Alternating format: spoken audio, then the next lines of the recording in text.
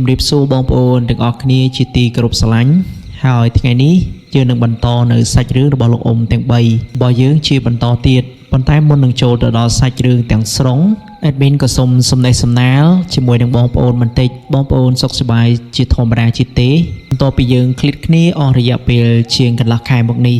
ហើយថ្ងៃនេះ admin នឹងមកអត្ថាធិប្បាយដើម្បីបន្តសាច់រឿងរបស់យើងចែកជូនទៅកាន់បងប្អូនសម្រាប់សារជាថ្មីម្ដងទៀតហើយក៏សូមអរគុណយ៉ាងជ្រាលជ្រៅបំផុតទៅកាន់បងប្អូនទាំងអស់គ្នាដែលបានឆាតមកកាន់ admin សួរសុខទុក្ខផងក៏ដូចជាសួរពេលវេលានៃការចេញរឿងផងជាចុងក្រោយមានតែការសំពះអរគុណបងប្អូនពីចម្ងាយតែតែងតែនឹករលឹកដល់ admin ហើយលើកុំឲ្យខាតពេលយូរ admin នឹងនាំអារម្មណ៍របស់បងប្អូនទាំងអស់គ្នាចូលទៅកាន់ទស្សនវិជ្ជាសាច់រឿងរបស់យើងទាំងស្រុងតែម្ដង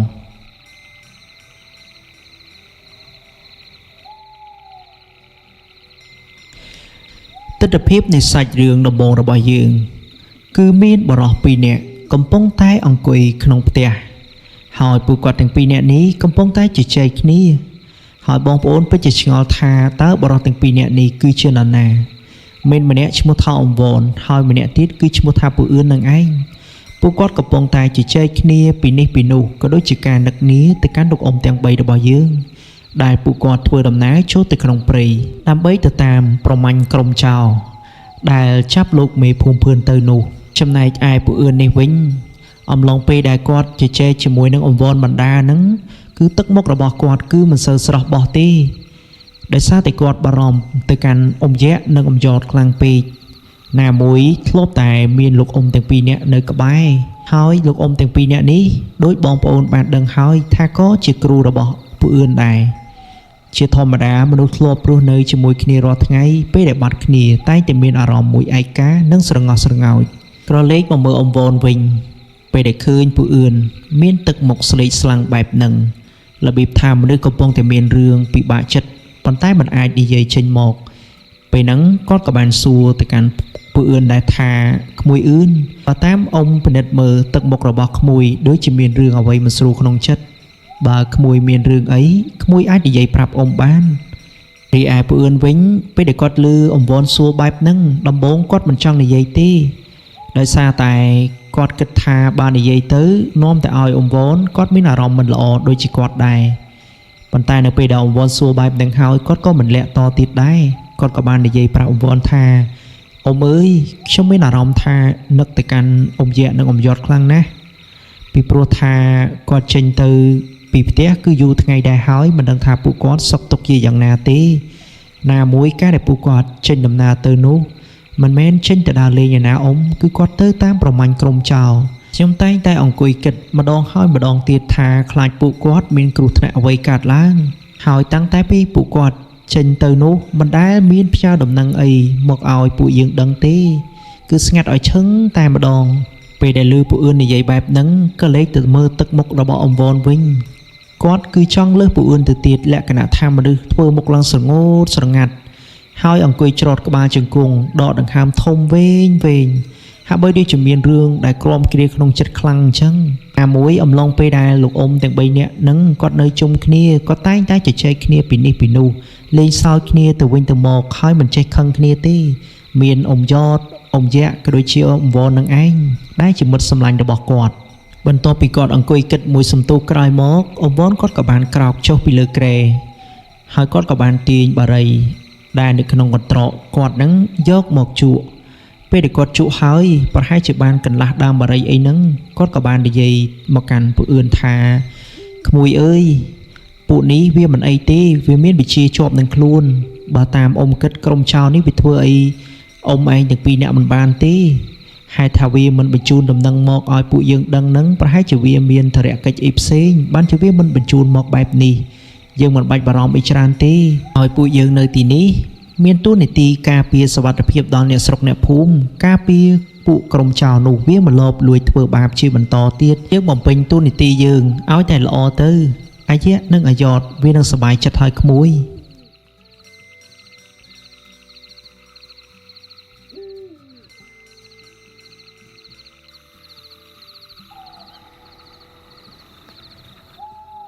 ក្រឡេកមកមើលទឹកមុខរបស់ពួកអឿនវិញបន្ទាប់ពីឮអ៊ំយ៉តនិយាយលួងលោមក៏ដូចជាលើកទឹកចិត្តបែបហ្នឹងហើយមើលទៅគាត់ហាក់បីដូចជាបានស្រស់បោះត្រឡប់មកវិញមុខរបស់គាត់មិនសូវក្រៀមក្រំដូចពីមុនទេរបៀបថាមនុស្សមានក្តីសង្ឃឹមសារជាថ្មីលុះពេលវេលាកន្លងផុតទៅបន្ទាប់ពីពួកអឿននិងអ៊ំវ៉នពិភាក្សាគ្នារួចហើយនោះស្រាប់តែ2ម៉ោងក្រោយមកទៀតពួកគាត់កំពុងតែអង្គុយហូបបាយថ្ងៃក្រោមផ្ទះហ្នឹងស្រាប់តែឆ្កែដែលនៅក្រោមគ្រែរបស់ពួកអឿនហ្នឹងវាកំពុងតែរើសខាំឆ្អឹងទំពាសុកមិនដឹងថាវាកើតអីនោះទេស្រាប់តែវារត់យ៉ាងលឿនចេញពីក្រោមគ្រែរបស់ពួកអឿនហ្នឹងចេញទៅក្រៅរបងបន្ទាប់មកវាក៏បានបែរមុខទៅទិសខាងត្បូងហើយព្រុសយកហាក់បីដូចជាវាកំពុងតែទទួលបានរឿងអ្វីចម្លែកអញ្ចឹងពេលហ្នឹងពួកអឿនក៏ដូចជាអ៊ំវ៉នគាត់ក៏បានដាក់ស្លាបព្រាចុះលែងហូបបាយតទៅទៀតហើយក៏នាំគ្នាសម្លឹងមើលទៅកាន់មាត់របងផ្ទះពួកអឿននឹងឯងពេលហ្នឹងពួកអឿនគាត់ក៏ឆ្ងល់ដែរថាថ្ងៃនេះមិនក៏ឆ្កែវាព្រុសខុសពីធម្មតាប៉ុន្តែគាត់មិនទាន់និយាយស្ដីអីទេគ្រាន់តែមានអារម្មណ៍មួយថាសង្ស័យខ្លាចមានរឿងអ្វីកើតឡើងអីចឹងទៅចំណែកអ៊ំវ៉នវិញគាត់ក៏បានស្ទុះចុះពីលើគ្រែដែលកំពុងតែហូបបាយជុំគ្នាជាមួយនឹងពួកអឿនហ្នឹងបន្ទាប់មកគាត់ក៏បានដើរសម្ដៅទៅកាន់មាត់របងកន្លែងដែលឆ្កែកំពុងតែឈរព្រុសនឹងឯងពេលដែលគាត់បានដើរទៅដល់មាត់របងនោះភ្លាមគាត់ក៏បានឈរសម្លឹងទៅតាមមុខឆ្កែដែលវាព្រុសទៅទិសខាងត្បូងនោះពេលដែលគាត់សម្លឹងយូរទៅហាក់បីដូចជាមិនឃើញអ្វីចម្លែកទាល់តែសោះពេលដែលមិនឃើញរឿងអ្វីចម្លែកបែបនេះគាត់ក៏បានយកដុំដីដែលនៅតាមជើងរបងហ្នឹងគប់មកកាន់ឆ្កែពួកអឿនចំកណ្ដាលឆ្អឹងខ្នងបន្ទាប់ពីគប់រួចឆ្កែនេះក៏វាមិនលែងព្រុសដែរវានៅតែព្រុសសន្ធប់ដដែលពេលហ្នឹងអ៊ំវ៉នគាត់កាន់តែកើតក្តីងឿងឆ្ងល់ក្នុងចិត្តទៀតហើយថាយីអាឆ្កែនេះវាព្រុសរឿងអីវាវៃមិនក៏អញមើលមិនឃើញហើយពួកអឿនវិញពេលដែលលឺអ៊ំវ៉ននិយាយបែបហ្នឹងគាត់ក៏បានដើរមកជាមួយនឹងអ៊ំវ៉នដែរតបមកគាត់ក៏ស្រែកថាឲ្យឆ្កែរបស់គាត់នឹងថាអាខ្មៅហើយព្រុសអីអាឆ្កែរបស់ពួកអឿននេះគឺវាសម្បល់ខ្មៅពិតមែនគឺខ្មៅឡើងរលើបតែម្ដងហើយឆ្កែនេះវាឆ្លាតខ្លាំងណាស់ពេលដែលម្ចាស់វាដើរមកជិតហ្នឹងគឺវាឈប់ព្រុសហើយវាឈរបក់កន្ទុយក្បាលវាងើបមកមើលពួកអឿនតែម្ដងហើយនៅក្នុងអំឡុងពេលហ្នឹងទាំងពួកអឿនទាំងអ៊ំវ៉នម្នាក់ចេះតែព្យាយាមសម្លឹងទៅទិសខាងត្បូងមុខដែលឆ្កែនឹងព្រុសហើយប៉ុន្តែទោះបីព្យាយាមសម្លឹងឈរនៅមាត់របងនេះមួយសន្ទុះក៏ដោយក៏មិនឃើញមានរឿងអ្វីចម្លែកដែរគឺស្ងប់ស្ងាត់ដូចសពមួយដងទេមិនឃើញមានអ្វីចម្លែកឡើយពេលហ្នឹងពួកគាត់ក៏នាំគ្នាដើរចូលទៅក្រោមផ្ទះវិញពេលដែលដើរចូលទៅក្រោមផ្ទះភ្លាមហូបបាយបានតែ2-3ស្លាបព្រាទៀតទេស្រាប់តែមានអ៊ំស្រីម្នាក់វ័យចំណាស់ក្រឡេកមើលទៅវ័យរបស់គាត់វិញគឺមិនក្រោមអ៊ំវ៉នប៉ុន្មានទេអាច65ឆ្នាំអីអញ្ចឹងទៅពេលហ្នឹងអ៊ំវ៉នគាត់មិនស្គាល់ដោយសារតែគាត់ជាអ្នកភូមិផ្សេងគាត់ក៏បានយកដៃស្ដាំរបស់គាត់នឹងឃ្លោកក្បាលជង្គង់ពួកអឿនបន្ទាប់មកពួកអឿនគាត់ក៏បានងើបមុខឡើងដោយសារពេលមុនហ្នឹងពួកអឿនកំពុងតែឈ្ងោកហូបបាយពេលដែលពួកអឿនងើបមុខឡើងភ្លាមគាត់ក៏សួរទៅកាន់អ៊ំវ៉នថាអ៊ំមានត្រេះអីមែនពេលហ្នឹងអ៊ំវ៉នថាក្មួយស្គាល់ទេនោះ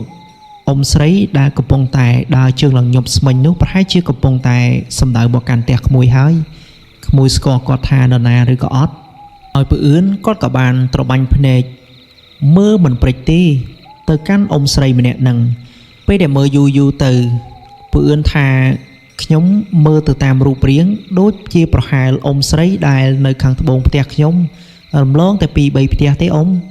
ហើយមើលទៅគាត់ដូចជាឈ្មោះថាអ៊ំផាន់ប៉ុន្តែខ្ញុំមិនប្រកាស 100% ថាអ៊ំផាន់នឹងទេដោយសារតែគាត់ទទួលកម្មាខ្ញុំមើលមុខមិនច្បាស់ទេណាមួយ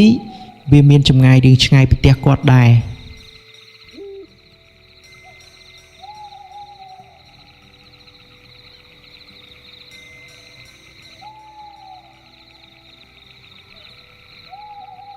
អ៊ំវ៉នវិញ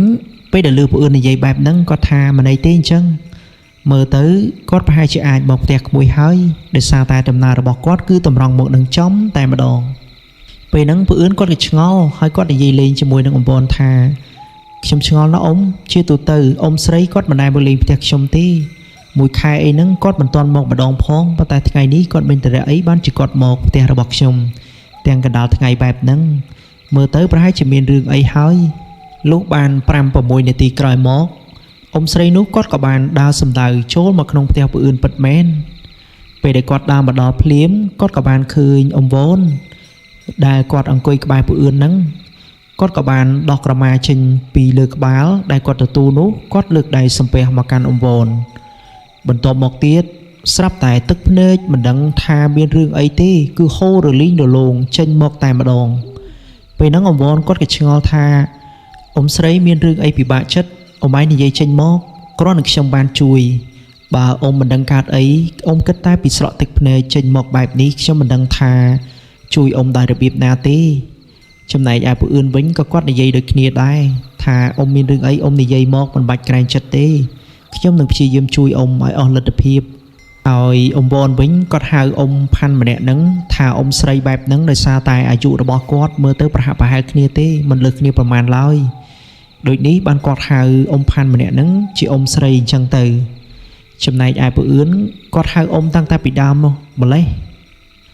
ចំណែកអ៊ំស្រីម្នាក់ហ្នឹងវិញបន្ទាប់ពីលឺអ៊ំវ៉នក៏ដូចជាពូអឿននិយាយថាឲ្យគាត់និយាយរឿងដែលគាត់ជួបចេញមកប្រាប់ពួកគាត់ឲ្យដឹងនោះគាត់ក៏មិនបានលាក់បាំងអីដែរគាត់ក៏យកកម្មាដែលគាត់បានបងកហ្នឹងយកមកជូតទឹកភ្នែកហើយគាត់ក៏ចាប់ផ្ដើមនិយាយរឿងរ៉ាវប្រាប់ទៅកាន់អ៊ំវ៉ននិងពូអឿនលំអិតថាលបងអើយខ្ញុំសុំសំពះលបងទៅចោះលបងជួយចៅស្រីរបស់ខ្ញុំផងមិនដឹងថាវាកើតអីទេប៉ុន្មានថ្ងៃនេះយប់ម៉ោង12មិនទាន់ទេដឹងតែវាស្រែករវើរវាយហើយវាថាមានអ្នកមកធ្វើបាបវាឲ្យជួយវាផងហើយខ្ញុំរាល់ថ្ងៃរស់នៅជាមួយនឹងប្តីចាស់ម្នាក់ហើយនឹងចៅស្រីហើយប្តីរបស់ខ្ញុំគាត់មិនចេះអីនោះទេគាត់គិតតែពីជេរស្ដីបន្ទោសអីអញ្ចឹងទៅថាមកពីចៅស្រីរបស់ខ្ញុំហ្នឹងពីថ្ងៃដើរលេងច្រើនពេកទើបយប់ឡើងដេកយល់សពអាក្រក់ប៉ុន្តែបើតាមខ្ញុំគិតវាមិនមែនបែបនេះទេអាចនឹងគ្នាត្រូវរបស់អ្នកណាម្នាក់អីអញ្ចឹងទៅហើយអាការៈរបស់វាម្ដងធ្វើទុកខ្លាំងបំផុតគឺចំថ្ងៃសិលនឹងឯងបើថ្ងៃធម្មតាគឺមិនសូវអីប៉ុន្មានទេគ្រាន់តែយប់ឡើងដេកមិនសូវលក់ហើយរវើរវាយស្រែកតែប៉ុណ្ណោះតែបើថ្ងៃសិលធំវិញគឺវាតែងតែយកក្បាលរត់បុកអញ្ចឹងរហូតហើយវាតែងតែស្រែកប្រាប់ខ្ញុំថាឲ្យជួយវាផងវាមិនចង់ធ្វើបែបនោះឡើយ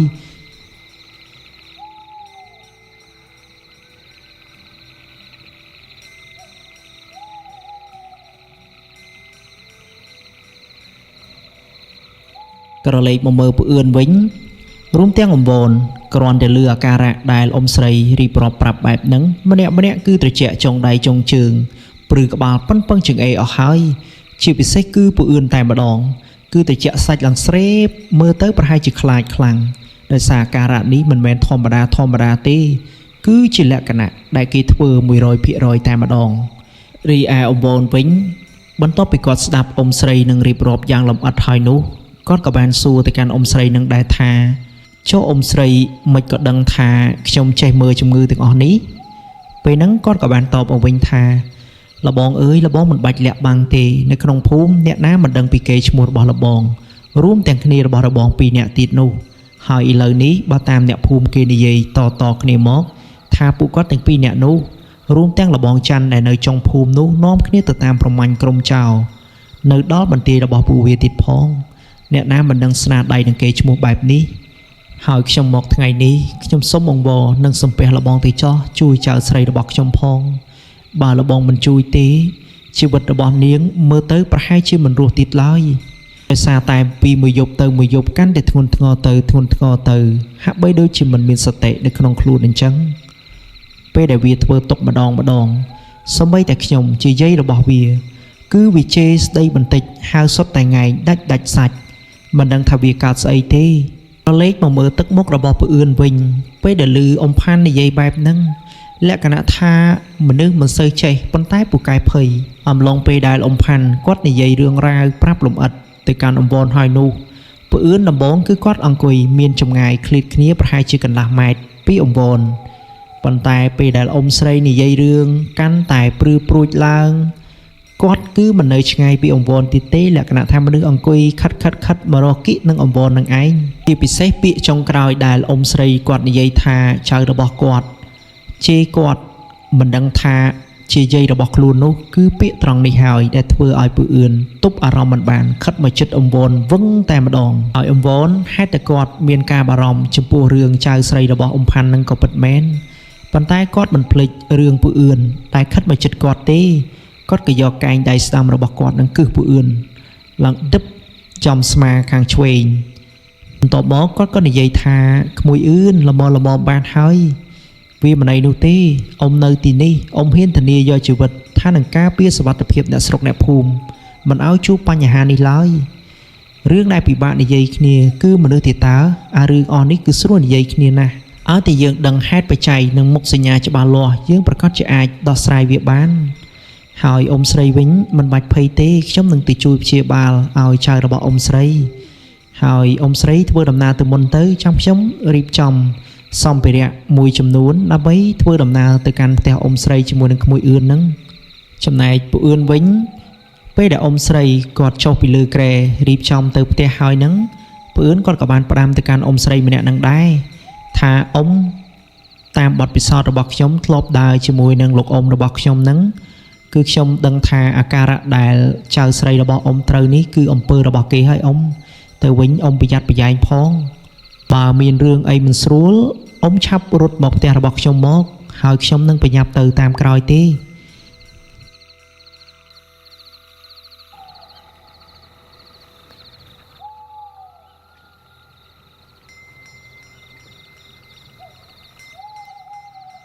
ពេលដែលនិយាយចប់បែបហ្នឹងអ៊ំស្រីនោះគាត់ក៏ប្រញាប់ប្រញាល់ធ្វើដំណើរត្រឡប់ទៅផ្ទះរបស់គាត់វិញតែឯអ៊ំវ៉នគាត់ក៏បានប្រាប់ទៅកាន់ពូអឿនថាក្មួយអឿនក្មួយឆាប់ឡើងទៅលើផ្ទះរបស់ក្មួយបន្តិចទៅមួយទៅយកថង់យាមដែលនៅលើក្បាលដំណេករបស់អ៊ំនោះយកមកឲ្យអ៊ំបន្តិចរួមទាំងរបស់របរដែលនៅក្នុងបំពង់ឫស្សីនោះយកមកឲ្យអស់មកកុំឲ្យភ្លេចរបស់ណាមួយកាលណាតែភ្លេចរបស់ណាមួយអំឡុងពេលដែលយើងព្យាបាលជំងឺនោះអាចនឹងមានការប្រយុទ្ធគ្នាបន្តិចបន្តួច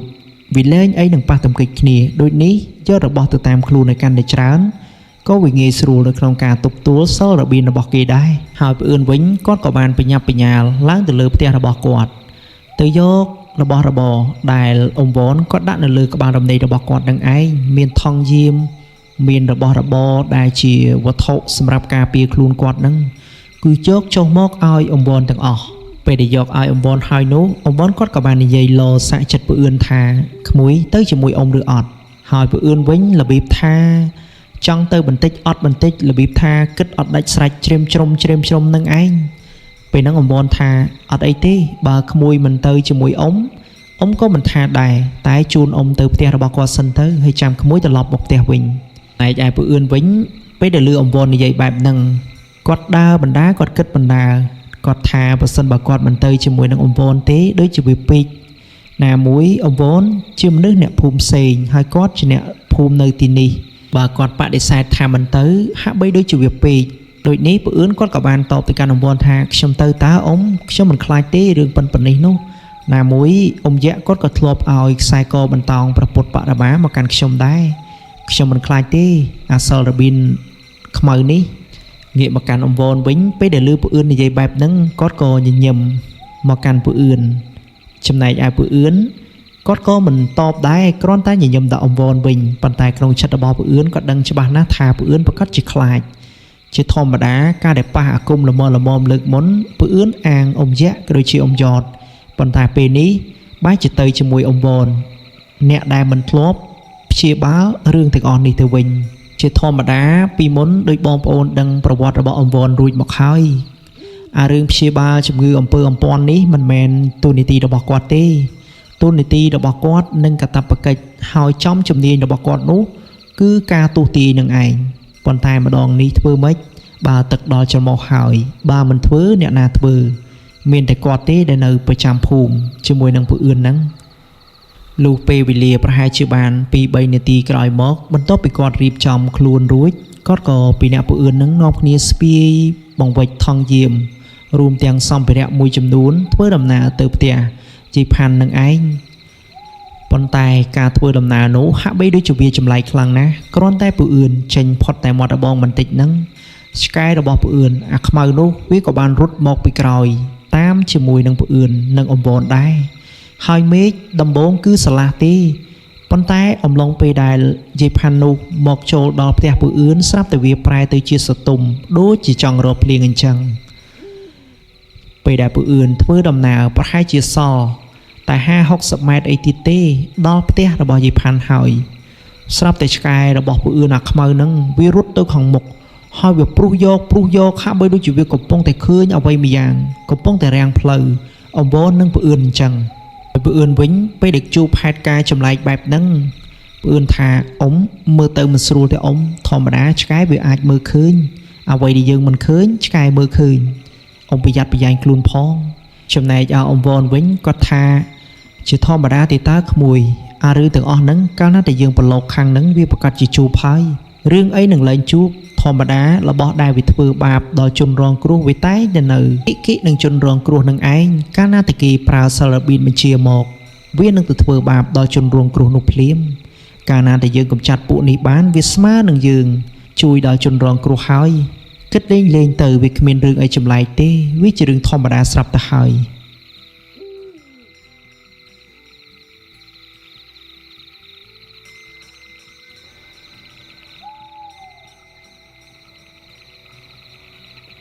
ក្រឡេកមកមើលទស្សនភាពក្មេងស្រីដែលត្រូវរបស់គេនោះវិញអំឡុងពេលដែលអ៊ំវ៉ននិងពូអឿនធ្វើដំណើរដល់តែមាត់របងនឹងបងប្អូនដឹងទេថាមានរឿងហេតុអីកើតឡើងស្រាប់តែក្មេងស្រីនោះវាស្ទុះរត់ពីចុះពីលើផ្ទះយ៉ាងលឿនហើយវារត់សម្ដៅមកកាន់អ៊ំវ៉នតែម្ដងពេលដែលចូលដល់ជិតអ៊ំវ៉នគឺវាមិនធ្វើអីនោះទេគឺវាឈរចង្អុលមុខអ៊ំវ៉នតែម្ដងហើយវាជេរស្ដីថាត្រឹមតែអាគ្រូស្ទើរភ្លើងដោយឯងនេះមិនបាច់ចូលមកទឹកដីរបស់អញទេអញមិនខ្លាចឯងទេបើមិនចង់បាត់បង់ជីវិតទេឆាប់ត្រឡប់ទៅផ្ទះឯងវិញទៅកន្លែងអញនៅដោយអញកន្លែងឯងនៅដោយឯងហើយហេតុអីមករករឿងអញដល់ផ្ទះបែបហ្នឹងចំណែកឯយីផាន់នោះវិញរួមទាំងប្តីរបស់គាត់ដែលមានវ័យចំណាស់ជាងគាត់បន្តិចអាចនឹងបងអ៊ំវ៉នទៀតផងគាត់ក៏បានស្ដីបន្ទោសទៅកាន់ចៅរបស់គាត់ថាងែងខ្លួននៅក្មេងទេមិនទាន់ជ្រុះអាចក្បីពីក្បាលផងបែរជាហ៊ានសម្ដីកោងកាចដាក់មនុស្សចាស់បែបនេះទៅវិញបន្ទាប់ពីគាត់ស្ដីបន្ទោសទៅកាន់ចៅបែបហ្នឹងហើយប្តីរបស់គាត់ដែលឈ្មោះថាអ៊ំផៃនោះគាត់ក៏ទាញឈើច្រត់ដែលកាន់នៅនឹងដៃហ្នឹងរកវាយចៅរបស់គាត់ពីខាងក្រោយខ្នងពេលហ្នឹងអ៊ំវ៉នគាត់ឃើញតន់គាត់ក៏បានស្រែកប្រាប់ថាលបងមិនបាច់វាយគ្នាទេតាមពិតទៅសម្ដីដែលគ្នានិយាយនេះមិនមែនជាគ្នាឡើយមានអាអ្នកនៅក្នុងខ្លួនវាបញ្ជាឲ្យនិយាយបែបហ្នឹងទោះបីលបងវាយគ្នាដល់ស្លាប់ក៏គ្មានបានផលប្រយោជន៍អីត្រឡប់មកវិញដែរពីព្រោះមិនមែនជាចៅរបស់លបងដូចពីមុនទៀតទេវាជាអ្នកផ្សេងដែលពូនសងំធ្វើទុកបុកម្នេញដល់ចៅរបស់លបងគ្រាន់តែលឺអ៊ំវ៉ននិយាយបែបហ្នឹងអ៊ំផាន់និងប្តីរបស់គាត់ក៏នាំគ្នាដើរថយក្រោយឡើងក្រាក់តែម្ដងខ្លាចដែលនៅក្នុងខ្លួនចៅស្រីរបស់គាត់នោះងាកមកធ្វើបាបពួកគាត់វិញហើយក្នុងអំឡុងពេលហ្នឹងគឺដូចអ៊ំវ៉ននិយាយពិតមែនគេក៏បានផ្លាស់ប្ដូរអត្តចរិតពាក្យសម្ដីសំបីតែសម្លេងនិយាយហ្នឹងក៏មិនដូចចៅរបស់គាត់កាលពីមុនដែរជាធម្មតាចៅរបស់គាត់គឺជាមនុស្សទន់ភ្លន់សម្ដីស្លូតបូតនិយាយគោរពចាស់ទុំអីចឹងទៅប៉ុន្តែអត្តចរិតដែលសម្ដែងចេញមកខាងក្រៅនេះគឺវាខុសគ្នាស្រឡះពីចៅស្រីរបស់គាត់ជាពិសេសគឺសម្លេងតែម្ដងសម្លេងចៅរបស់គាត់គឺស្រាលហើយស្រទន់ប៉ុន្តែសម្លេងដែលនិយាយជេរអង្វរមុនហ្នឹងតាមដែលគាត់ស្ដាប់ទៅគឺសម្លេងធំហើយខ្លាំងបែបថាដោយសម្លេងមនុស្សប្រុសអញ្ចឹងណែឯអង្វរវិញគាត់ក៏មិនទាន់ធ្វើអីដែរគាត់ក៏បានហៅពូអឿនឲ្យមកជិតបន្ទាប់មកគាត់ខ្សឹបប្រាប់ទៅកាន់ពូអឿនថាក្មួយអឿនក្មួយឆាប់យកខ្សែចងទៅបើមិនចង់ឲ្យវាធ្វើបាបយើងបើមិនដូចនោះទេអាអ្នកដែលនៅក្នុងខ្លួនវានោះវានឹងអាចរករបស់អ្វីម្យ៉ាងយកមកវាយទល់ជាមួយនឹងយើងហើយពូអឿនវិញក៏ថាមិនមានខ្សែណាយកមកតាមអ៊ំគឺគ្មានទេពេលហ្នឹងអង្វរគាត់ក៏បានកលេចឃើញខ្សែកដែលនៅលើកពូអឿនក៏ថាក្មួយឯងទៅស៊ីដើរទៅចិត្តវាបន្ទាប់មកយកខ្សែកដែលមានរូបពុទ្ធបរមានេះយកទៅពាក់នៅលើកវាទៅអាអ្នកដែលនៅក្នុងខ្លួនវានោះវានឹងចេញឲ្យឯងហើយយើងនឹងរកវិធីដើម្បីព្យាបាលរោគសំណឹងដែលវាមកឈរកាន់ដើម្បីធ្វើបាបនេះ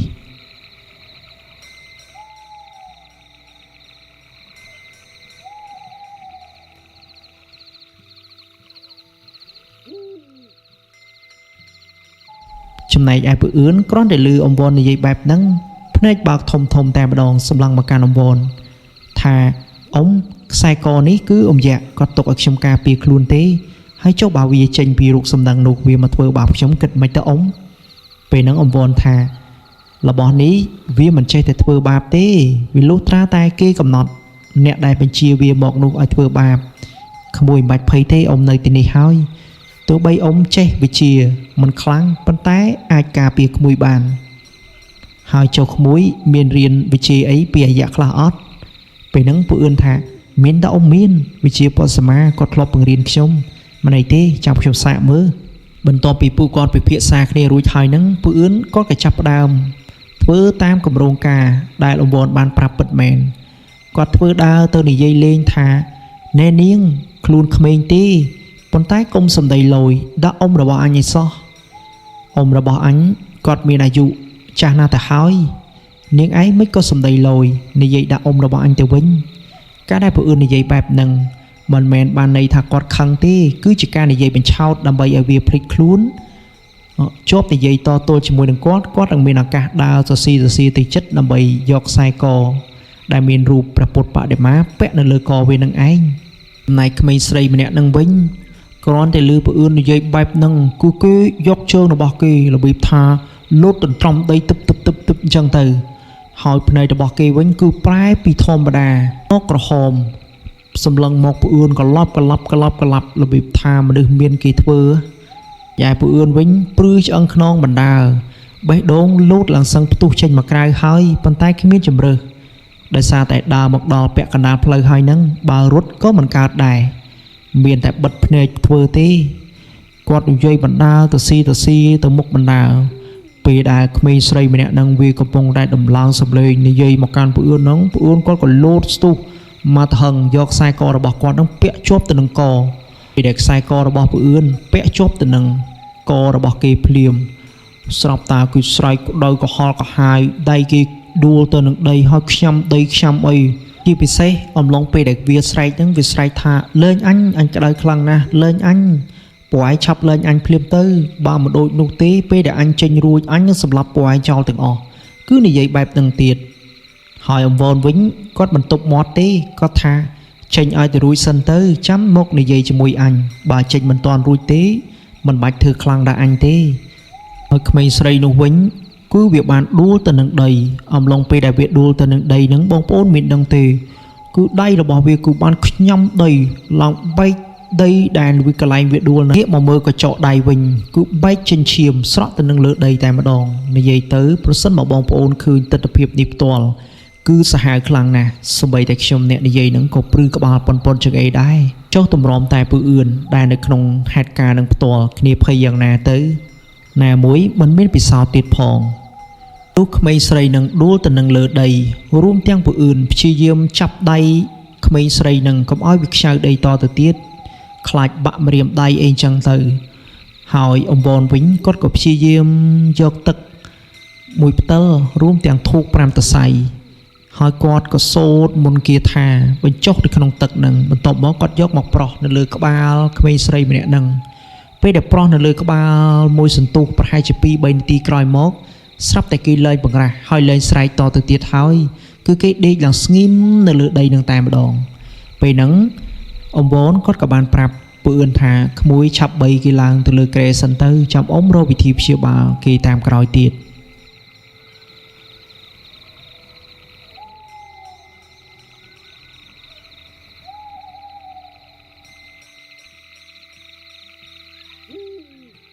ហើយអំឡុងពេលដែលពឺអឿន3ក្មេងស្រីម្នាក់នឹងដល់ទៅលើក្រែដាក់ឲ្យដេក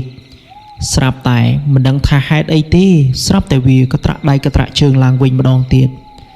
ពេលហ្នឹងអំវនគាត់ក៏ចាប់ផ្ដើមសូត្រមន្តគាថាចងសីមាទៅតាមជើងតសផ្ទះរបស់អ៊ំផាន់ដោយឲ្យពូអឿនយកខ្ជួងយកទៅគូតាមជើងតសជាសញ្ញាជើងក្អែកបន្ទាប់មកគាត់ក៏បានដើរសូត្រមន្តគាថាបញ្ចុះទៅលើជើងតសផ្ទះនីមួយទើបក្មេងស្រីនឹងបានស្ងប់ដេកទៅវិញទូក្មេងស្រីនឹងដេកប្រហែលជាមួយសន្ទុះក្រោយមករឿងដែលចម្លែកកើតឡើងមួយទៀតនោះគឺឆ្កែរបស់ពឺអឿនគឺវាបែរមុខចូលមកក្នុងផ្ទះ យីផាន់នឹងតែម្ដងគឺវាអត់ចូលមកទេគឺវាឈរនៅខាងក្រៅរបងព្រុសសន្ធាប់ចូលមកក្នុងផ្ទះរបៀបថាវាឃើញរបស់អីម្យ៉ាងអញ្ចឹងពេលហ្នឹងពូអឿនគាត់ក៏បានកលេចទៅមើលឆ្កែហើយគាត់និយាយខ្សឹបដាក់ទៅជាអង្វរថាអ៊ំម៉ា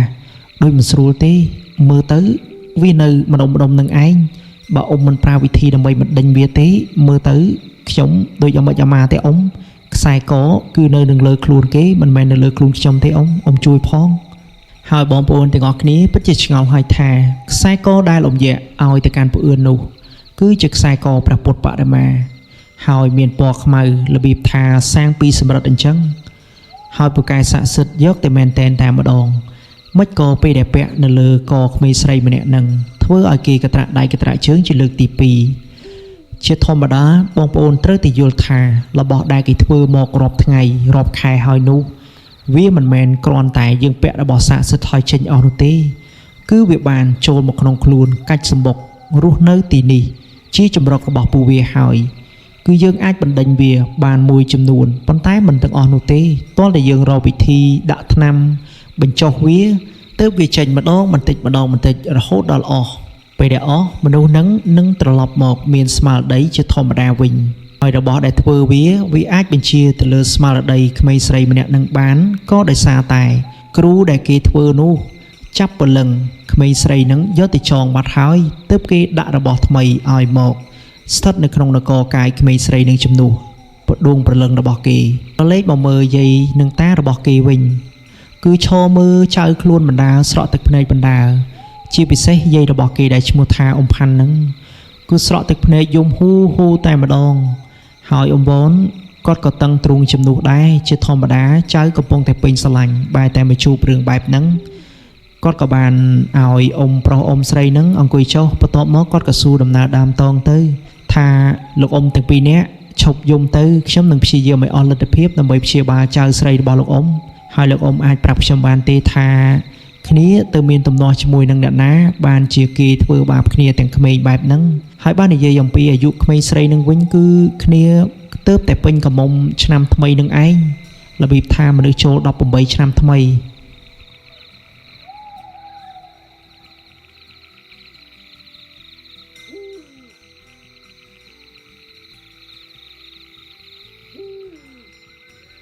ចំណែកឯអ៊ំស្រីដែលត្រូវជាយាយរបស់ក្មេងស្រីនឹងវិញគាត់ក៏បាននិយាយប្រាប់ថាគ្នាមិនដែលមានរឿងប៉ះពាល់ជាមួយនឹងញាតិជិតខាងណាទេគ្នាជាក្មេងស្រីដែលស្លូតបំផុតខ្ញុំប្រែឲ្យធ្វើអីធ្វើនឹងមិនដែលហ៊ានតមាត់ទេហើយគ្នានៅផ្ទះគឺឧស្សាហ៍ព្យាយាមជួយកិច្ចការខ្ញុំណាខ្ញុំពីអ្នកតាវាចាស់ណាស់ទៅហើយបានវានឹងហើយជាទីពឹងគ្រាន់នឹងជំនួសដៃជំនួសជើងការងារផ្ទះ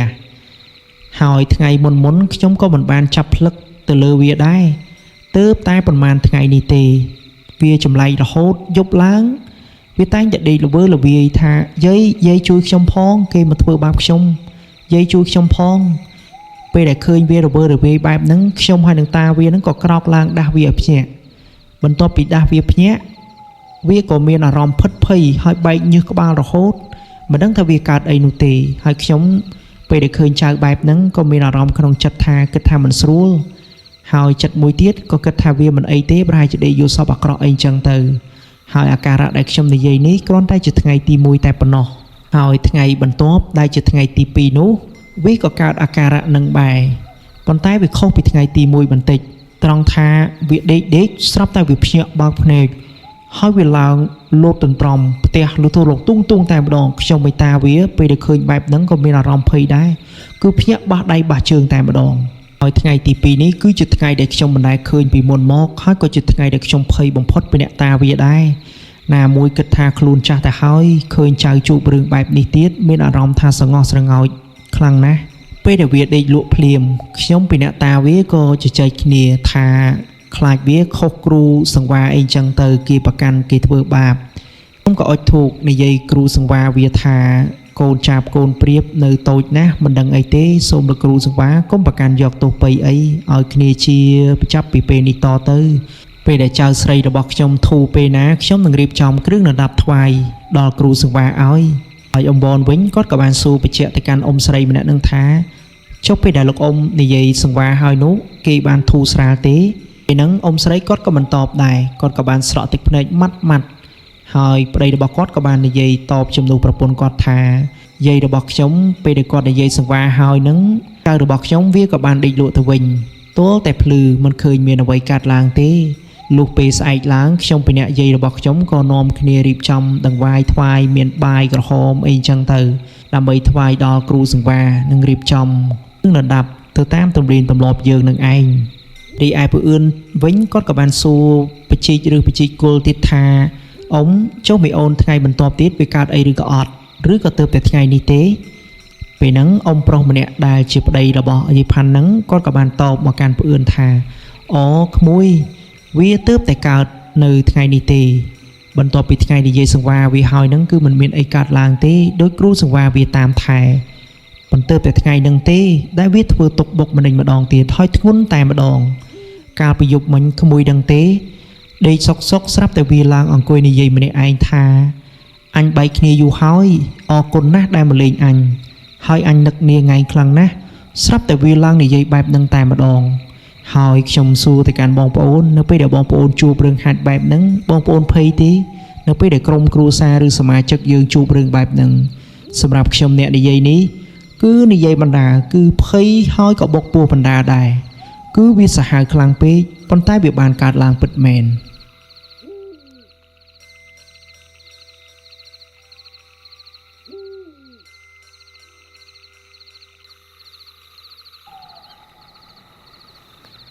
មកកាន់ពូអឿនវិញដំបងគឺឈរនៅខាងក្រោយខ្នងអំបនទេ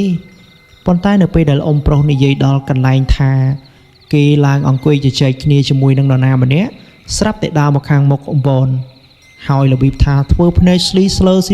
សម្លឹងឆ្វេងស្រាំថាមនុស្សផិតភ័យនឹងខ្លាចតបពីនឹងទៀតពូអឿនក៏បាននិយាយថាខ្ញុំសំណាងអាក្រក់ហើយមើលទៅបើបានអ៊ំយ៉ាក់និងអ៊ំយ៉តនៅខ្ញុំមិនភ័យទេប៉ុន្តែអ៊ំវ៉នមិនដែលព្យាបាលអារឿងចឹងសម្បីតែម្ដងមើលទៅខ្ញុំថ្ងៃនេះដឹងមិនមកទេខ្សែកក៏មិននៅនឹងខ្លួនហើយអ៊ំវ៉នក៏មិនដែលធ្លាប់មើលជំងឺត្រូវរបស់គេបែបហ្នឹងទៀតពីវ៉ឲ្យខ្ញុំម្ដងនេះគ្រាន់តែពូអឿននិយាយមិនតាន់ផុតមាត់ផងស្រាប់តែ1នាទីក្រោយមកនៅលើផ្ទះអ៊ំប្រុសអ៊ំស្រីហ្នឹងមិនដឹងជាមានសម្លេងអីទេឮសូរធ្លាក់ពីលើដំបូលផ្ទះមកចូលក្នុងផ្ទះតែម្ដងសូរឡងទូងពេលហ្នឹងម្នាក់សឹងថារត់ជន់ជើងគ្នាហើយជាពិសេសអ៊ំវ៉នតែម្ដងសឹងថារត់ដល់ក្រៅរបងរបៀបថាមនុស្សមិនដែលប៉ះនឹងអារឿងចឹងពេលដែលមានសម្លេងអញ្ចឹងហើយស្ដាប់រឿងរន្ធត់ទៀតនោះអ្នកណាថាមិនភ័យសម្បីតែខ្ញុំក៏ដោយបងប្អូនរត់ដូចតែគ្នានឹងឯងហើយនៅក្នុងទស្សនវិជ្ជានេះដែរបើសិនបើបងប្អូនស្រីដែលនៅបន្ទប់ម្នាក់ឯងខ្ញុំគិតថាស្ដាប់ហើយប្រកាសជាត្រជាក់សាច់និងចុងដៃចុងជើងចាក់ជាមិនខានលេខមកកាន់ពូអឿនវិញ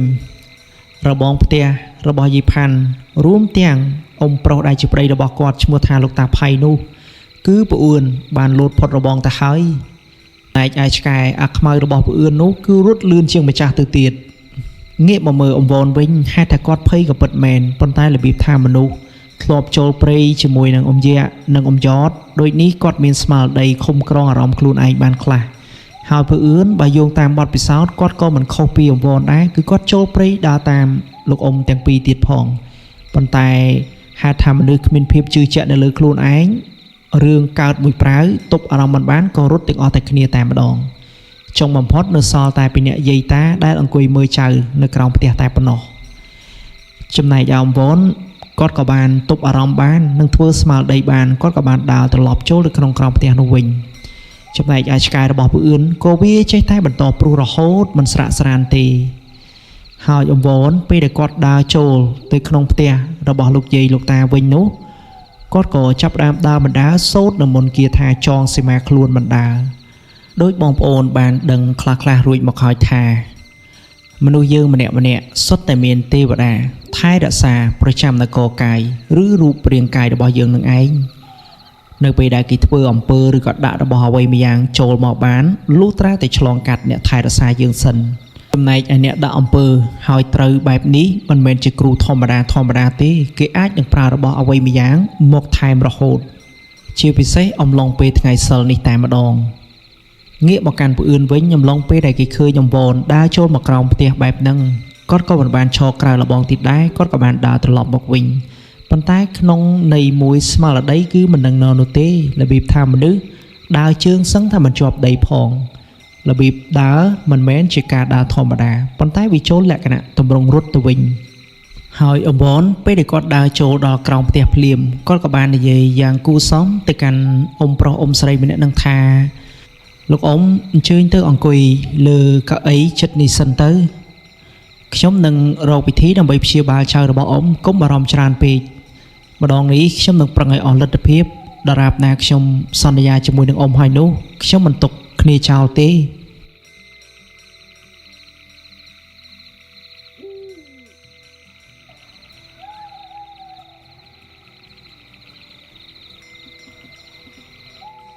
បន្ទាប់ពីអង្វរគាត់បាននិយាយសន្យាជាមួយនឹងអ៊ំប្រុសអ៊ំស្រីហើយនោះគាត់ក៏បានដើរមកក្រោមផ្ទះម្ដងទៀតពេលហ្នឹងគាត់ក៏បានហៅពូអឿនដែរថាក្មួយអឿនក្មួយឆាប់យកថង់យាមឲ្យអ៊ំបន្តិចមកពីព្រោះថាថង់យាមរបស់អង្វរហ្នឹងគឺពូអឿនជាអ្នកស្ពាយឯទៅមើលពូអឿនវិញបេះដូងសឹងតែលោតចេញមកក្រៅហើយដោយសារតែភ័យខ្លាំងពេកហើយអង្វរគាត់បានដឹងថាពូអឿនគាត់ប្រកែកភ័យដូចនេះគាត់ត្រូវតែនិយាយអ្វីម្យ៉ាងដើម្បីលួងលោមកុំឲ្យពូអឿនភ័យខ្លាំងពេកដោយគាត់និយាយថាមិនបាច់ភ័យទីក្មួយវាមិនអាចធ្វើឲ្យយើងបានទេធម្មតាយើងកើតជាមនុស្សវាមានកុសលផលបុណ្យខ្ពស់ណាស់ទៅហើយល្មមគឺអាពពុះអននេះវាមិនអាចធ្វើឲ្យយើងបានទេហើយមុននេះក៏អ៊ំបានចងសេវាការពារដែរមិនអីទេបន្ទាប់ពីគាត់និយាយចប់ពូអឿនក៏បានដើរមកហើយយកថង់យាមមកឲ្យអ៊ំវនពេលហ្នឹងគាត់ក៏ចាប់ផ្ដើមព្យាបាលជំងឺចៅស្រីរបស់អ៊ំផៃនឹងឯង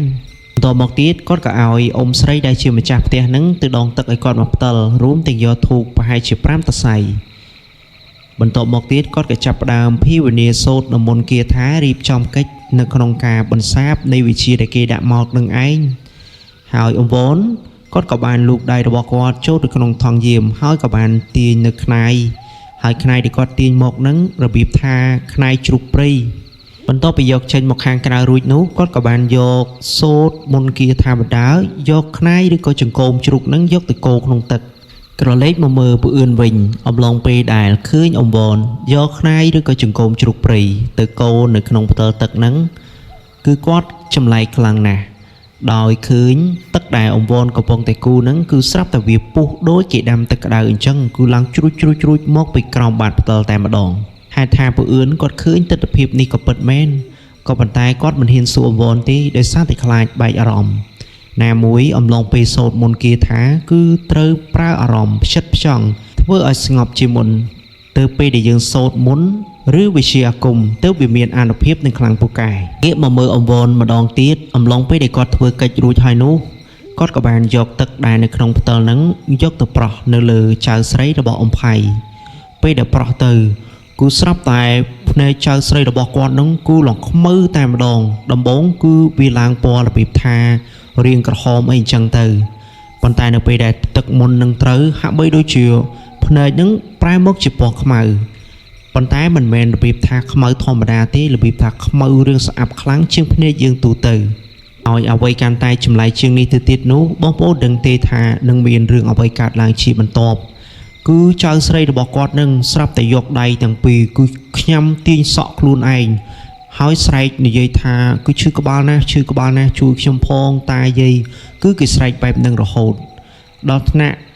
អ៊ំវនដែលជាអ្នកព្យាបាលនឹងក៏ញញើតដែរនៅពេលដែលឃើញចៅស្រីរបស់គាត់ចេញអាការៈមកសាហាវខ្លាំងពេកណាមួយគាត់គ្មានពិសោធន៍នៅក្នុងការដោះអំពើផងដូចនេះក្នុងចិត្តគឺភ័យមិនស្ទើរនោះទេបើបេះដូងវិញគឺលោតដុកដាក់តែម្ដងចំណែកឯពូអឿនវិញក៏មិននៅស្ងៀមដែរណាមួយនៅទីហ្នឹងមានតែអង្វរនិងពូអឿនទេដែលជាមនុស្សពេញកម្លាំងអាចនិយាយបានថាពួកគាត់គឺនៅក្មេងមានកម្លាំងអាចចាប់ចៅស្រីរបស់អ៊ំទាំងពីរនាក់នឹងបានហើយបើតាយាយរបស់គេវិញគឺចាស់ហើយគាត់គ្មានកម្លាំងនឹងចាប់ចៅស្រីរបស់គាត់ទេនៅពេលដែលវាធ្វើຕົកម្ដង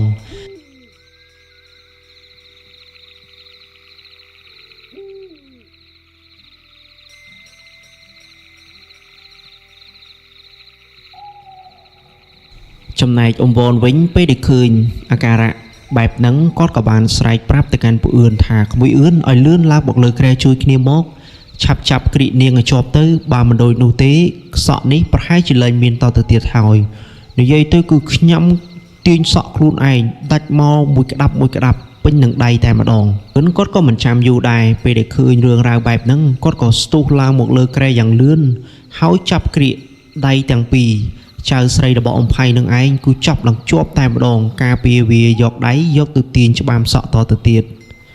ពេលដែលចាប់រួចអង្វរគាត់ចាប់ផ្ដើមសូត្រមន្តគាថាមហាបន្សាផងមហាក្រុងឆេះផងពេលហ្នឹងបងប្អូនដឹងទេអំឡុងពេលដែលគាត់សូត្រនៅមន្តគាថាក្រុងឆេះហ្នឹងគឺគាត់មុននឹងសូត្រគាត់គម្រាមថាអាអ្នកនៅក្នុងខ្លួននេះបើឯងមិនចេញទេគឺអញដុតឲ្យឯងខ្ទេចទាំងដួងវិញ្ញាណតែម្ដងហើយឯងពីណាបញ្ជាឯងមកឲ្យធ្វើបាបគ្នាទាំងអ្នកគ្នាមិនទាន់ដឹងអីបែបហ្នឹង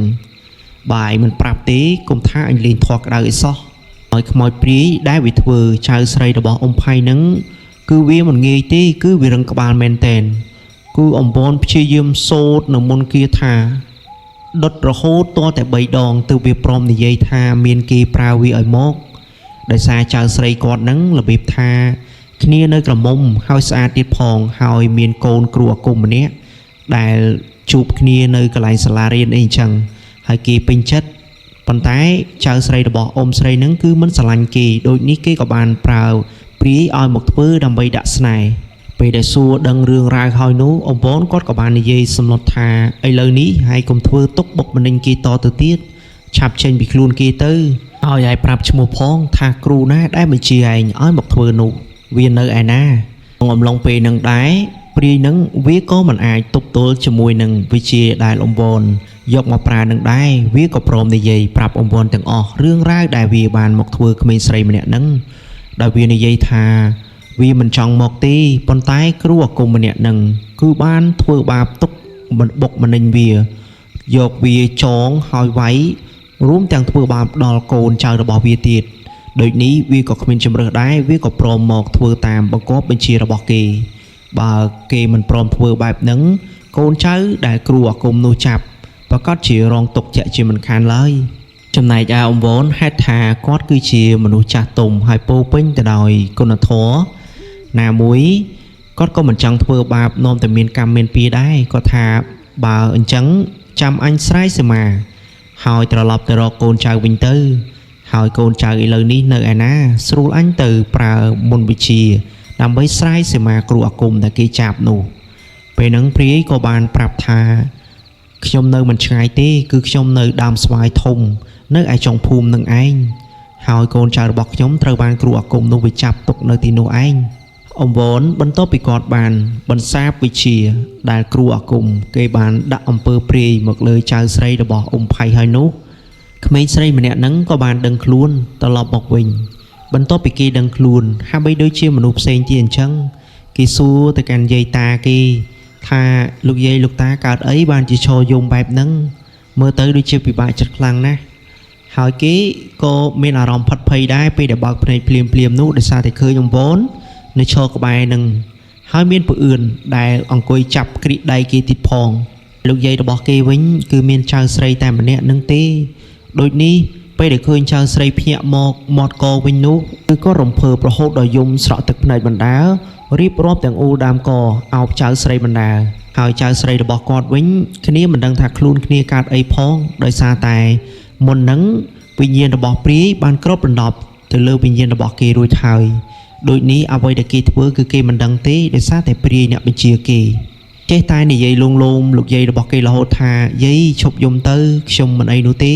ហើយមុនហ្នឹងយាយជួយនិយាយរឿងរ៉ាវប្រាប់ខ្ញុំផងតែខ្ញុំកើតអីយាយ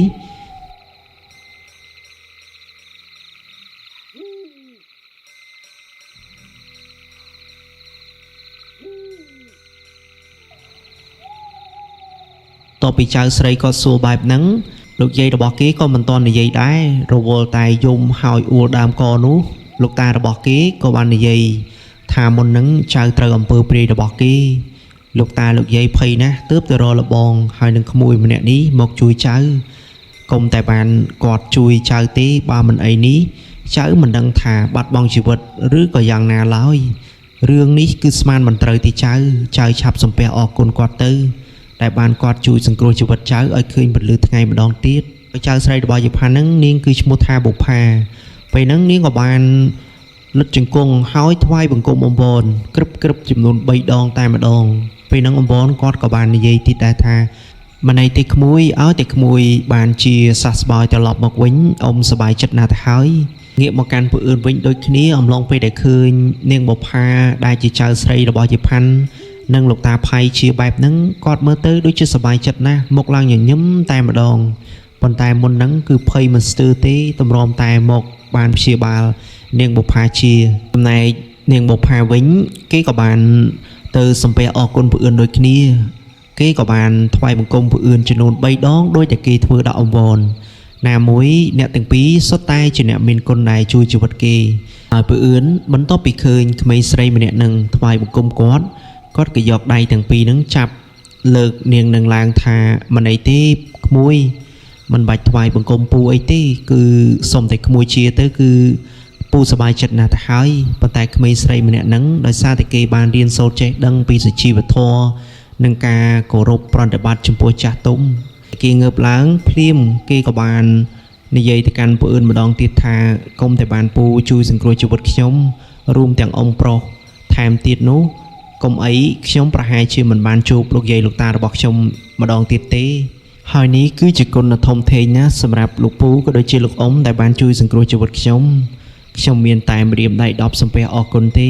ចំណែកតាក្មេងស្រីម្នាក់នឹងដែលឈ្មោះថាអំផៃនោះគាត់ក៏បានដើរមកប៉ុន្តែមើលទៅគាត់ដូចជារៀងជរាបន្តិចហើយដោយសារតែគាត់មានជំងឺជាប់នឹងខ្លួនគឺគាត់ដើរបណ្ដាគឺគាត់កាន់ឈើច្រត់បណ្ដាពេលដែលដើរដល់កន្លែងចៅរបស់គាត់ឈរកំពុងតែអោបយាយរបស់គេនឹងលោកតាគាត់ក៏បានយកដៃរបស់គាត់នឹងមកអង្អែលក្បាលចៅដោយគាត់និយាយថាតាសប្បាយចិត្តណាស់ឃើញចៅបានត្រឡប់មកសភាពដើមវិញបន្ទាប់ពីគាត់និយាយចប់គាត់ក៏បានលើកដៃសំពះអរគុណទៅកាន់អង្វរក៏ដូចជាពួកអឿនម្ដងទៀតជំនួសឲ្យចៅរបស់គាត់ចំណែកឯអង្វរនិងពួកអឿនគាត់ក៏បានលើកដៃសំពះត្រឡប់ទៅវិញដែរតបមកអង្វរគាត់បាននិយាយថា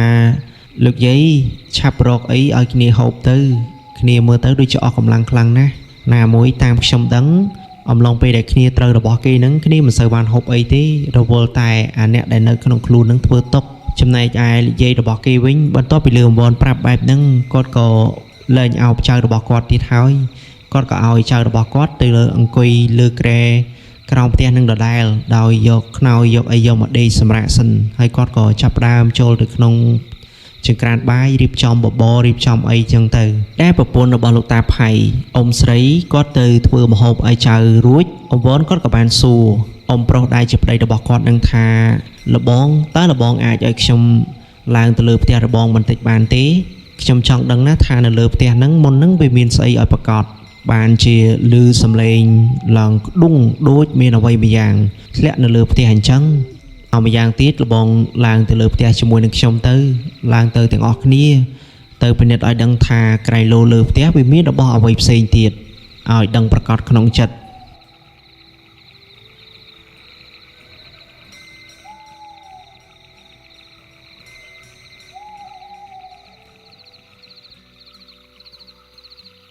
មកមើលទស្សនភាពអំឡុងពេលដែលអង្វរពួកអឿនរួមទាំងលោកតាផៃគាត់បាននាំគ្នាឡើងទៅលើផ្ទះរបស់គាត់នឹងពេលដែលឡើងទៅដល់តែកម្មចណ្ដើទី1ទេហាក់បីដូចជាអង្វរគាត់ទទួលបានអារម្មណ៍ចម្លែកភ្លាមអារម្មណ៍ចម្លែកហ្នឹងរបៀបថាមានក្លិនស្អុយខ្លាំងចេញពីលើផ្ទះហើយក្លិនដែលភាយចេញមកនេះដូចរបៀបថាសាកសពគេបានស្លាប់ជាច្រើនថ្ងៃពេលធំក្លិនស្អុយបែបហ្នឹងគាត់ក៏សួរពួកអឿនថាក្មួយអឿនមានធំក្លិនអីចម្លែកដូចអ៊ំឬក៏អត់ចំណែកឯលបងផៃវិញលបងមានធំអីឬក៏អត់លបងពេលហ្នឹងអ៊ំផៃដែលជាម្ចាស់ផ្ទះហ្នឹងគាត់ក៏បានតបមកថាអត់ទេលបងខ្ញុំអត់មានធំអីទេធម្មតាទេតាចុះក្មួយអឿនវិញក្មួយមានធំអីឬក៏អត់ពេលហ្នឹងពួកអឿនគាត់ក៏បានតបមកកាន់អ៊ំផៃវិញថាខ្ញុំដូចជាធំដូចទៅអ្វីដែលអ៊ំវ៉ននិយាយអញ្ចឹងអ៊ំចំណែកឯអ៊ំវ៉នវិញក្នុងអំឡុងពេលហ្នឹងគាត់ទុកនឹងក្លិននឹងមិនបានទេគាត់ក៏បានលូកដៃចូលទៅក្នុងថមយាមដែលគាត់កំពុងតែស្ពីនឹងក៏បានទាញយកមកនៅមើមខ្ទឹមសប៉ិនមេដៃបន្ទាប់មកគាត់ក៏កាច់មួយកំណាត់ទុកខ្លួនគាត់ហើយមួយកំណាត់ទៀតឲ្យពូអឿនដើម្បីយកមកលាបនៅលើច្រមុះដើម្បីកាត់ជាតិក្លិនកុំឲ្យវាធំខ្លាំងពេកបើមិនដូចនោះឡើងមិនទាន់ដល់លើផ្ទះផងប្រកាសជាចេញក្អួតហើយតទៅពីគាត់ធ្វើបែបនឹងរួច គាត់ក៏ឲ្យអំផៃដែលជាម្ចាស់ផ្ទះហ្នឹងគឺឡើងទៅមុនរបៀបថានាំមុខអីអញ្ចឹងទៅពេលដែលគាត់ឡើងពីក្រោយអំផៃហ្នឹងនិយាយទៅសម្បីតែខ្ទឹមសហ្នឹងក៏ទប់នឹងក្លិននឹងមិនចង់បានផងគឺវាធំរបៀបថាចំអាបដូចមានការសែនព្រេនអីនៅកន្លែងហ្នឹងអញ្ចឹងគឺធំដល់ភាយមកពេញច្រមុះតែម្ដងប៉ុន្តែទោះបីជាយ៉ាងណាក៏ដោយគាត់មិនព្រមចុះចាញ់ទេដោយសារតែពួកហ្នឹងគឺវាអញ្ចឹងឯងកាលណាតែយើងរកទៅកំតិចកន្លែងវាតែងតែធ្វើនេះធ្វើនោះដើម្បីកុំឲ្យពួកយើងចូលទៅកាន់កន្លែងវាហ្នឹងពេលដែលឡើងទៅដល់លើផ្ទះភ្លាមបងប្អូនដឹងទេថានឹងមានរឿងអ្វីកើតឡើងគ្រាន់តែអង្វរជន់ជើងនៅលើរនាបក្តារភ្លាមស្រាប់តែមិនដឹងថាដុំដីមកពីណាទេប៉ិនក៏ដៃហោះសំដៅមកកាន់អង្វរតែម្ដងកុំតែឃើញហើយកិច្ចតន់បើកុំអីនឹងគឺចំកណ្ដាលក្បាលពេលដែលអង្វរកិច្ចផុតនោះដុំដីវាបានហោះបុកទៅជញ្ជាំងផ្ទះរបស់អំផៃនឹងឡងទូងដល់ថ្នាក់ប្រពន្ធរបស់គាត់នៅខាងក្រោមផ្ទះកំពុងតែដាំស្លឲ្យចៅនឹងស្រែកសួរថាតាវាកើតអីមែនពេលហ្នឹងអំផៃថាមិនអីទេគ្រាន់តែដុំដីមិនដឹងថាវាជ្រុះមកពីលើដំបូលផ្ទះក៏មិនដឹងដែរប៉ុន្តែការនិយាយរបស់គាត់នេះមិនមែនបានន័យថាគាត់មិនដឹងទេគាត់ដឹងប៉ុន្តែគាត់មិននិយាយអ្វីឲ្យប្រពន្ធរបស់គាត់ភ័យអញ្ចឹងទៅតែមួយដំបូលផ្ទះរបស់គាត់ដូចជាគ្មានកន្លែងធ្លុះឬក៏ប្រហោងហើយទោះបីជាមានធ្លុះឬក៏ប្រហោងក៏គ្មានដុំដីឯណាវាលោតឡើងលើដំបូលផ្ទះហើយវាមកបុកចំមនុស្សអញ្ចឹងទេប៉ុន្តែនេះមិនមែនជារឿងធម្មតាទេប្រកាសជាមានអ្នកធ្វើហើយអ្នកធ្វើហ្នឹងគឺគេនៅលើផ្ទះគាត់នឹងតែម្ដងហើយអោអំបូនវិញគាត់ក៏ចាប់ផ្ដើមព្រឺឆ្អឹងខ្នងតិចដែរមិនមែនថាអត់នោះឡើយដោយសារតែវាស្រស់ខ្លាំងពេកដល់ថ្នាក់នៅលើផ្ទះមានដុំដីហោះមករកគាត់ហើយមិនមែនជារឿងធម្មតាឯណាបងប្អូនសូម្បីតែបងប្អូនសាកគិតបន្តិចមើលទៅថានឹងមានអារម្មណ៍បែបណា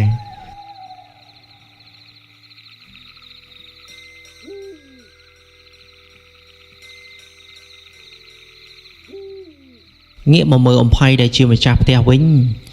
គាត់ថាប៉ុន្មានថ្ងៃនេះចម្លែកខ្លាំងណាស់លបងតាំងពីចៅរបស់ខ្ញុំត្រូវអំពើរបស់គេនេះតាមដែលខ្ញុំដឹងនៅលើផ្ទះនេះគឺមានរឿងប្លែកៗជាច្រើនពេលខ្លះខ្ញុំដេកពីអ្នកប្រពន្ធខ្ញុំសុកប្រហែលជាម៉ោង 7-8 យប់អីហ្នឹងកំពុងតែជជែកគ្នាលេង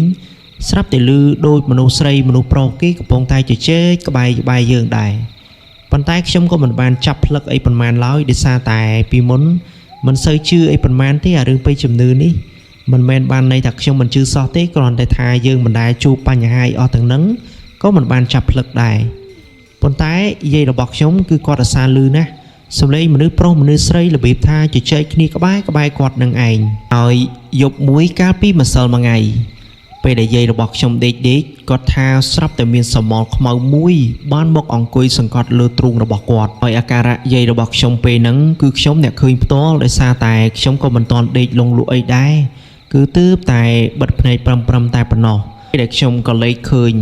ជើងរបស់គាត់កម្រើកហើយកញ្ញាំដៃវិញគឺឡើងខ្ចង់រួមទាំងក្បាលគឺរបៀបថាបង្រាស់បាន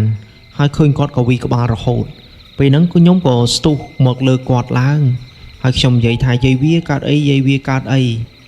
ស្រាប់ពេលហ្នឹងគាត់ដឹងខ្លួនគាត់ក៏បាននិយាយប្រាប់ខ្ញុំថាមានស្រមោលខ្មៅមនុស្សប្រុសបានអង្គុយសង្កត់លើទ្រូងគាត់សឹងថាគាត់ដកដង្ហើមមិនចង់ដកគ្នាផងនៅតែបន្តិចទៀតខ្ញុំជួយមិនទាន់ប្រហែលជាបាត់បង់ជីវិតហើយមើលទៅគឺគេប្រុងសម្លាប់យកជីវិតគាត់តែម្ដងនឹងឯងអស់ពីហេតុការណ៍នឹងរំលងផុតទៅខ្ញុំពីអ្នកយាយខ្ញុំចេះតែមានអារម្មណ៍មិនស្ងប់ក្នុងចិត្តរហូតខ្លាចវាមកធ្វើបាបទៀតក្នុងយប់នឹងដែរទាំងយាយខ្ញុំនិងខ្ញុំគឺដេកមិនលក់ទេម្នាក់គឺអុជភ្លើងចោលទល់តែភ្លឺតែម្ដងរហូតដល់ថ្ងៃជាបន្តទៀតចៅរបស់ខ្ញុំក៏វាចេះតែចាប់ផ្ដើមដេកយប់បណ្ដាគឺវានិយាយរវើរវាយបណ្ដានេះចំពោះថ្ងៃទី1ទេហើយយាយរបស់ខ្ញុំមាននិយាយប្រាប់របងទេថាអំឡុងពេលដែលវាដេកហ្នឹងវាចេះតែស្រែកមិនដឹងថាវាស្រែករកស្អីវាទេវាចេះតែស្រែកថាហើយទៅណាហៅអញទៅផងហើយទៅណាហៅអញទៅផងបើដើរលេងកុំភ្លេចហៅអញផងរបៀបថាវាដូចមានគ្នាមកលេងជាមួយវាអញ្ចឹងហ្នឹងអំបនថាបាទគាត់និយាយប្រាប់ខ្ញុំតែមិនលំអិតអីប៉ុន្មានទេដោយសារតែគាត់និយាយផងគាត់យំផងដូចនេះខ្ញុំក៏មិនសូវហ៊ានសួរជីកឬជីកគល់ដែរ សូមលោកបងផ្ដល់ព័ត៌មាននេះឲ្យខ្ញុំលម្អិតបន្តិចមកយើងស្រួលនឹងរកវិធីដើម្បីចាត់ការពួកនេះជាធម្មតាខ្ញុំអាចដោះអំពើចេញពីខ្លួនចៅស្រីរបស់លោកបងក៏ពិតមែនប៉ុន្តែពួកហ្នឹងគឺវាទៅណាមិនអស់ទេវានៅក្បែរហ្នឹងរបៀបថានៅក្បែរយើងទេណាមួយម្យ៉ាងទៀតនៅបរិវេណជុំវិញយើងហ្នឹងក៏មិនសូវស្រួលដែរគឺធំចំហេះចំហាយខ្លាំងណាស់ងាកមកកាន់អ៊ំផៃដែលជាប្តីរបស់យាយផាន់ហ្នឹងគាត់ក៏និយាយតទៀតថាបន្ទាប់ពីថ្ងៃទី1គេដេកនិយាយរវើរវាយថាឲ្យមានអ្នកហៅគេទៅលេងជាមួយផងនោះស្រាប់តែរំលងថ្ងៃហ្នឹងចូលថ្ងៃទី2ស្រាប់តែចៅរបស់ខ្ញុំវាចាប់ផ្ដើមយប់ឡើងមិនដឹងថាវាកើតអីវាទេវារកតែបើកទ្វារចុះទៅលេងនៅឯខាងក្រោមផ្ទះហើយខ្ញុំពេលដែលឮវាឡើងធម្មតាយើងជាមនុស្សចាស់ដេកមិនសូវលក់ទេណាមួយទម្លាប់ផ្ទះរបស់ខ្ញុំពេលដេកមិនសូវបិទភ្លើងឡើយគឺតែងតែអុជភ្លើងចង្គៀងចោលរហូតហើយពេលដែលខ្ញុំឃើញវាដើរសំដៅទៅរកបើកទ្វារចុះទៅខាងក្រោមខ្ញុំហៅវាខ្ញុំថាចៅឯងតាណាយប់ហើយចុះទៅខាងក្រោមផ្ទះធ្វើអីបើចុះទៅបត់ដៃបត់ជើងយាយងែងបានយកកន្ធោយកមកដាក់លើផ្ទះហើយត្រង់ចំណុចនេះក៏សូមខន្តីអភ័យទោសដល់បងប្អូនដែរដោយសារតែនិយាយពាក្យអសុរោះជាធម្មតាចាស់គាត់មិនសូវមានពាក្យផ្អែមល្ហែមឬក៏ពិរោះអីទេតែងតែនិយាយអាម៉ងបែបនឹងឯងងាកមកកាន់ទស្សនវិជ្ជាយើងបន្តវិញបន្ទាប់ពីគាត់ហៅចៅរបស់គាត់បែបនឹងហើយចៅស្រីរបស់គាត់ហាក់បីដូចជាធ្វើថ្មឹងដូចគ្មានវិញ្ញាណនៅក្នុងខ្លួនអញ្ចឹងគួយឈរត្រឹងនៅមាត់ទ្វារហើយបើកភ្នែកធំសម្លឹងមកកាន់ពួកគាត់បន្ទាប់មកទៀតគឺវាមិនទៅណាទេគឺវាឈរនៅនឹងទ្វារតែម្ដងពេលហ្នឹងអ៊ំផៃគាត់ក៏បានដើរទៅហើយទាញចៅរបស់គាត់យកមកដាក់ដេកនៅកន្លែងដើមវិញរបៀបថាដូចមនុស្សរមើគ្មានវិញ្ញាណនៅក្នុងខ្លួនអញ្ចឹងគឺទាញទៅតាណាគឺទៅទៅនឹងឯង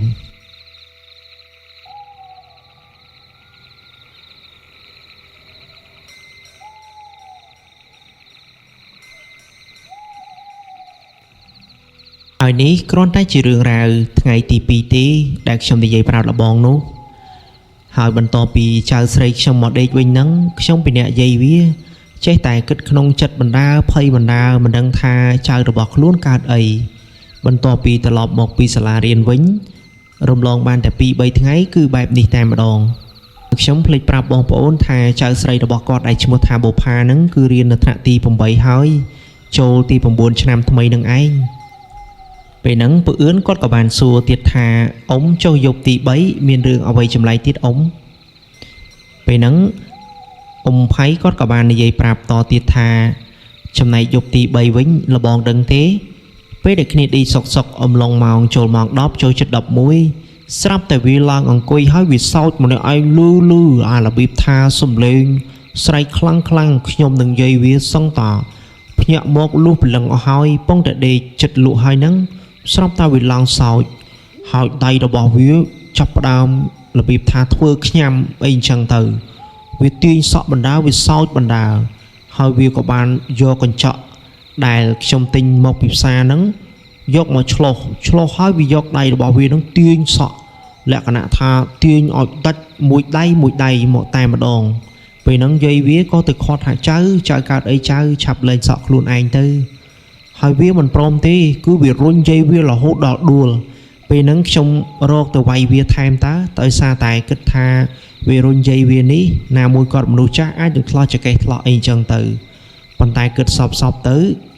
គិតថាមិនមែនជាចៅរបស់ខ្ញុំទៀតទេណាមួយចរិតចៅរបស់ខ្ញុំ